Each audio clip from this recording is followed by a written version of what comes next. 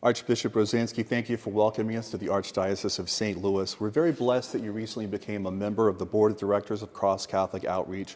What aspect of our ministry inspired you to join the Board of Directors? When I reflect on the many ways in which Cross Catholic Outreach makes a difference to the poor of the world, and it reaches out to their lives in such a way that benefits them not only for the short term, but for the long term, I think that's one of the most inspiring parts of Cross Catholic Outreach. Reaching out to those who truly are in need, but being there to make a difference not for today and tomorrow, but well into the future. Pope Francis talks a lot about accompaniment as it relates to helping the poor, saying we should become more involved in the lives of those we help. How important is this notion of accompaniment in outreach to those that we help? In our world today, we seem so fragmented, especially after dealing with the COVID-19 virus, and things have gotten so fragmented for us. And Pope Francis continues to remind us of the importance of accompaniment, of listening to one another, of learning from one another, and of building up unity because of that being together. And I think that our unity with the poor is so important because as the Church, we're the continuation of Jesus' ministry in the world. And reaching out to the poor is so much a part of what Jesus did in his own earthly ministry and his public ministry here. And we are the extension of that in Cross Catholic Outreach. A few weeks ago, we spoke with Cardinal Gregory, the patron of Cross Catholic Outreach. He says charity puts the best face on the Catholic Church. Do you agree? When we reach out to others, we're really showing that the words of Jesus that we read in the gospel have touched our hearts, because Jesus is always moving us to look outward, to look out for the needs of the poor. In the story of Dives and Lazarus, it was the rich man who ignored Lazarus, and he could only get the scraps from the table. But Jesus and Pope Francis today reminds us that the words of the gospel truly move us to reach out to others. And so accompaniment is such an important part of our Christian journey of being the presence of Jesus in the world and of reaching out to those especially who are poor and in need. Just a couple of weeks ago, the Holy Father announced a very comprehensive reform of how the Vatican operates. And the goal is orienting the Church more fully towards evangelization. What role does mercy play in evangelizing the world? A few years ago, we remember that the Holy Father declared a year of mercy and reminded us of how much mercy is to be a part of the Church's ministry in the world. So mercy in reaching out shows forgiveness, it shows compassion, and it shows the face of Jesus to the world. So the Holy Father's emphasis on evangelization and having mercy as such an integral part of that really does show to the whole world the face of Christ that's lived through our Catholic Church. Pope Francis has a beautiful quote about the poor. The poor evangelize us. How do they evangelize those who are already Christians? When we reach out to those who are poor, when we seek to help them in their lives, our lives become enriched. And in so many ways, we who have material wealth can have our sight really tunnel visioned because we're looking at the things that we have that are material. When we reach out to the poor, we reach out to those who don't have material things, but who really have such an appreciation of their lives, of what little they have, and how they too reach out to others, maybe not with the material things, but with the presence of their own lives, and sharing with us the wisdom that comes from surviving in the poorest of nations of the world. One of the goals of Cross Catholic is to build water wells in remote villages of the world where there's a lack of clean water. And in the gospel, we read the account of Jesus and his conversation with the woman at the well about living water. Talk about how our physical need for water mirrors our spiritual need for the living water of Jesus. In our country, in the United States, we're so used to having that quality of water that's available to us just at our tap. As soon as we turn on the faucet, we expect that water to come rushing out. It's part of our lives. It's part of who we are. We cannot even imagine what it's like for those who have to walk a great distance just to get to water, fill their water jugs for the day, and have that used for the day. It's totally unimaginable to us. But we know that water is necessary. It refreshes us. Our body needs water. And in those countries of the world where water is not available, it's so important that Cross Catholic Outreach is looking out to build those wells, to build those places where people can get that water. That's the physical need. But also in that is that spiritual need that we have for the living water that is Jesus. And in doing those different projects and helping those to get the water that they need to physically live, Cross Catholic Outreach really finds the spirituality of the water that is Jesus himself, who gives to us nourishment, refreshment for our spiritual lives.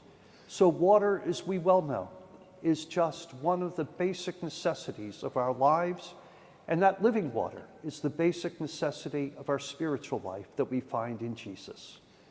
You know, people may think that building a water well in some remote village is beyond their capacity.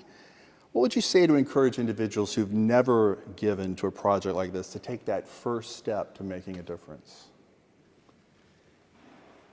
We see our world literally from our own limited perspective, and we find that we have those things that we need that sustain us in life. And it's hard to imagine that there are places in our world today where they do not have those basic necessities. So Jesus tells us in the gospel that we are responsible for one another, that we are to look out for our brothers and sisters. And water being so basic to life really helps us to know that in reaching out to those who have not that basic necessity, we're giving to them what Jesus asks of us to do, being able to reach out, to give to those who are in need that basic necessity that is water. We all can't do it by ourselves, but together through Cross Catholic Outreach, we can really make a difference in the lives of many people, just giving to them the basic necessities of life. Archbishop, you know our world is becoming more secularized every day, and Catholic education perhaps has never been more important. Can you speak about the role teachers and catechists play in passing on the concepts of Catholic social teaching, things like the works of mercy? The Gospels are imbued with examples of Jesus reaching out to others in so many ways. And for us to be his extension in the world, we have to learn that. We have, as the disciples learned from Jesus in his physical presence, in the way he reached out to others, we too have to learn the ways of the gospel. First of all, learn the gospel message, and then learn how to implement that gospel message in our lives.